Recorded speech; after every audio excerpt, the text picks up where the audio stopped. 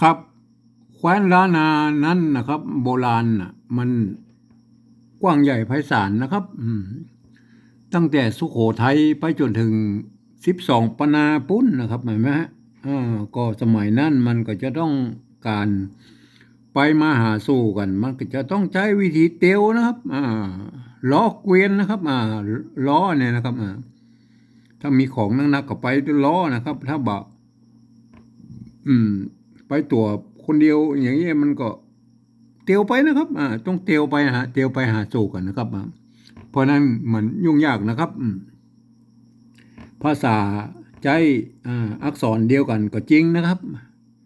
แต่เวลาเขียนนะบางตัวมันก็อาจจะเหมือนกันนะครับหลักการมันก็อาจจะเหมือนกัน แต่บางตัวนะมันก็จะเพี้ยนกันไปนะครับมันจะเขียนแตกต่างกันไปนิดๆนะครับมันเป็นเรื่องธรรมดานะครับเพราะว่าอ่าเจ้าละนานั้นน่ะมันยังมีแถมหลายเผ่าพันธุ์นะครับเผ่าพันธุ์ไตยวนไตลือไตเขินลั่วยองนะครับเห็นไหมครับมันมีเอ่อหลายเผ่าพันธุ์นะครับเพราะฉะนั้นแต่ละเผ่าพันธุ์เปิ้นก็ไปสำเนียงมันก็ยังบ่เหมือนกันนะครับเห็นไหมมันบ่เหมือนกันนะเพราะมันก็ โยนกันไปนะครับเพราะฉะนั้นการวันนี้ผมจะมาอู้ไอ้กรรมที่มันเขียนที่มันเหมือนกันนะครับเขียนได้หลายแบบนะครับ เขียนได้หลายแบบ เพราะฉะนั้นก็ภายใจอย่างใดก็บ่ผิดนะครับบ่ผิดนะครับก็หลักการมันมีอยู่นะครับวันนี้จะถึงคำว่าเหนือนะครับเหนือเสียงจัตวานะครับ จะต้องใช้ตัวนะนะครับ ตัวนะตัวนะนะครับ ตัวนะก็ตัวฮะประกอบด้วยหางนะเนี่ยนะครับมาเป็นตัวนะนะครับเห็นไหมเนี่ยตัวนะนะครับ อักษรสูงเลยนะครับไม้เกลือของภาษาละนาเนี่ยป้นจะใช้อ่าประกอบเอาไม้กี้มาประกอบหรือไม้กือมาประกอบก็ได้นะครับก็สุดแล้วแต่จะชอบนะครับก็มาดูเลยนะครับ ตัวมันจะต้องมีอากันย่อนนะครับอากันย่อนนะครับครับนิยมเอาไว้ทางในอย่างเอี้ยนะครับนิยมเอาป่นกันไว้ทางในอย่างเอี้ยนะครับบางคนนี่เปิ้นจะเอาไว้ทางลุ่มนี่นะครับไว้ทางลุ่มนี่ก็มาใจพิษเพี้ยนอย่างนะครับมันมามีปัญหานะครับมันพิษอยู่นิดเดียวนะก็คือมันบ่เหมาะสมอย่างเดียวนะครับก็คือว่ามันจะทำให้บรรทัดมันกว้างขึ้นนะครับ เมื่อบรรทัดมันกว้างขึ้นมันจะไปกินพื้นที่บรรทัดอื่นๆนะครับเพราะฉะนั้นเพื่อจะพยายามเมื่อมันเรียง3เรียง4เรียง5นะครับเพื่อจะพยายามให้มันอยู่ด้วยกันเนี่ย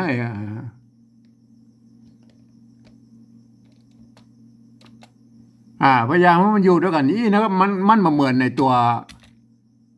ละนะครับถ้าตัวละนี่นะมันเอาไว้ด้วยกันมาได้นะครับเห็นไหม ตัวละตัวกันนี่มันได้เปิ้นก็จะเอากันย้อนในเลื่อนไปไว้ทางหลังเหียนะครับหรือจะเอาไว้ทางลุ่มก็ไว้ทางลุ่มนะครับก็บ่มีปัญหานะครับใครชอบเอาไว้ทางลุ่มก็ได้นะครับก็อย่างเงี้ยนะครับอย่างเงี้ยนะครับหรือจะเลื่อนตัวกันย้อนไปไว้ทางหลังเหียมันก็บ่ผิดเพี้ยนอย่างครับในวันนี้เฮามาอู้กำมันเหนือนะครับเฮาจะอู้กำมันเหนือนะอันนี้เอาละมาเปรียบเทียบเฉยๆนะครับก็กำแรกนี่เฮาจะใช้ไม้กินะครับไม้กิอันนี้มันเหนือนะครับมันเป็นไม้เก๋อครับเหนือนะครับเหนือนี่มันจะต้องมีตัวประกอบเต็มตัวหนึ่งนะครับแม่เหนือนะตัวสะกดนะครับตัวสะกดนะครับเป็นตัวเหนือเนี่ยตัวเนี่ยนะครับเหนือนะครับเนี่ยตัวนี้เหนือนะครับเห็นไหมจะต้องยังเขียนอย่างอี้นะครับถ้าเขียนว่าอย่างอี้มันเหนือนะครับเหนือนะครับถ้าเขียนนี้นะครับ เหนือนะครับทีนี้เราวงแบบที่2แล้วครับ แบบที่2นั่นก็จ ใจไม้กือนะครับไม้กือนะครับเห็นไหมไม้กืออย่างเงี้ยนะครับไม้กือนะครับแล้วก็มีตัวอะสะกดแต่ตัวนะครับเห็นไหมเหนือนะครับเหนือนะครับแบบที่สามนะครับ แบบที่สามก็มันไม่กือมันมีสองแบบนะครับไม่กือเนี่ยมันจะใช้ไม่กืออย่างอี้ก็ได้นะครับนอกจากไม่กืออย่างอี้แล้วมันก็ยังมีอันนี้ก็ไม่กือนะครับไม่กือนะครับเห็นไหมใช้อย่างอี้ก็ได้นะครับก็เหนือนะครับเห็นไหมครับเขียนได้หรือท่านจะเอากันย่อนนี่ผมไว้ทั้งลุ่มก็มันมีปัญหานะครับ เพียงแต่ว่ามันมีข้อจำกัดอยู่นั่นเลยว่าก็คือมันจะไปยุ่งยากกับไอ้บรรทัดอื่นนะครับถ้าเขียนอย่างนี้มันจะเหมาะสมมากกว่านะครับผมจะแสดงแค่เท่านี้นะครับเหนือนะครับ อันนี้ก็เหนือนะครับ อันนี้เหรออันนี้ก็เหนือนะครับเห็นไหมอันนี้เหรอครับ อันนี้ก็อ่านว่าเหนือนะครับเห็นไหมเหนือสามแบบนะครับผมแนะนำว่ามีสามแบบนะครับทีนี้เรามาอู้ถึงภาษาปริวัติในการที่จะเอาไปสื่อสารให้คนคนอื่นนะครับ ที่เปิ้นบ่ฮู้ภาษาละนาอ่านได้อ่านนะครับมันก็ยังใช้ภาษาปริวัตินะครับ ตามข้อตกลงนะครับหลักการปริวัติภาษาละนาภาษาธรรมละนาเนี่ยเป็นอักษรไทยนะครับเมื่อเปิ้นมีข้อตกลงเมื่อปี28นะครับ สภาวัฒนธรรมมหาวิทยาลัยเชียงใหม่เปิ้นตกลงกันไว้ว่าอย่างนี้นะครับการปริวัติแบบที่หนึ่งนั้นเปิ้นจะเอามาทุกอักษรทุกอักตัวนะทุกเครื่องหมายนะครับทุกอย่างนะเปิ้นจะเอาภาษาเทียบมานะครับแล้วประกอบคำขึ้นมาก็แบบภาษาไทยนั่นนะครับก็ผสมผสานกันไปนะครับ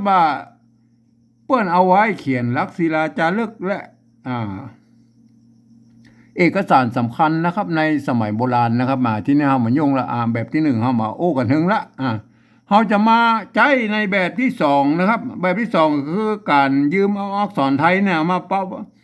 มาเทียบนะครับ เมื่อเป็นอักษรละนาเนี่ยครับแล้วก็เขียนประกอบคำขึ้นมากับแบบภาษาไทยผสมผสานกันไปนะครับผสมผสานไปแล้ว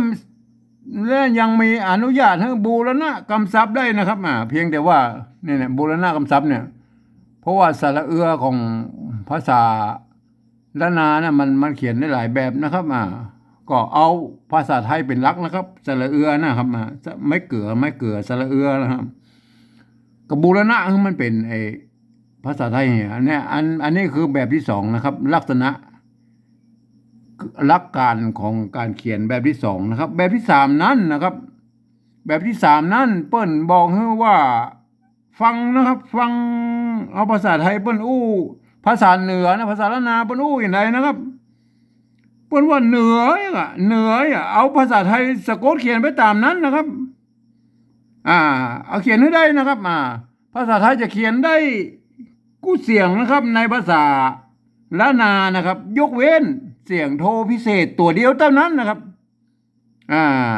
ภาษา